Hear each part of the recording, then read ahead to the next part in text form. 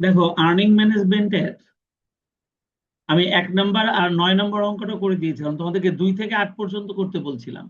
পাশে আমার আনসার দেওয়া আছে। দেখো তো, তোমাদের কোন অঙ্কটা হয় নাই আমাকে বলো। এর মধ্যে কোন অঙ্কটা তোমরা করতে পারোনি সেটা আমাকে জানাও।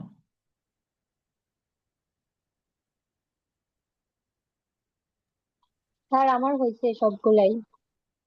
Very good. আর কেউ? ওর সবগুলাই হয়ে গেছে? জি স্যার, সবগুলোই হয়েছে। মাশাল্লাহ। তাহলে আমি নতুন পড়ায় ঢুকি। আমি তোমাদেরকে বলেছিলাম যে 1 থেকে 9 পর্যন্ত করা হয়ে গেলে 10 থেকে আমাদের নতুন জিনিস আসবে, আর সেটা হচ্ছে ওয়েটেড এভারেজ নাম্বার অফ শেয়ারটা আমাদেরকে বের করতে হবে। এই weighted average number of share বের করার জন্য আমি তোমাদেরকে শুরুতে আমার একটা আলোচনা ছিল। এই যে 2টা অঙ্ক আমি তৈরি করে রেখেছিলাম। এখানে বলা ছিল যে weighted average number of share গুলা কিভাবে বের করতে হয়। তাহলে weighted average number of share বের করার জন্য আমি যে 2টা অঙ্ক রেখেছি এখানে, আসলে একটা আমি করে দিব, একটা তোমাদেরকে দিয়ে ক্যালকুলেশন করাবো।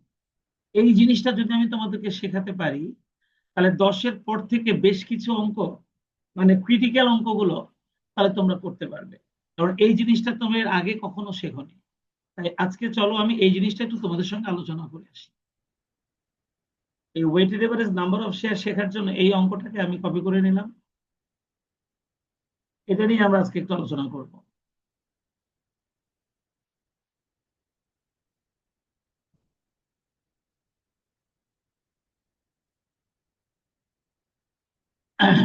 আগে আমি তোমাদেরকে বলে নেই যে weighted average number of share বলতে আসলে আমরা কি বুঝি।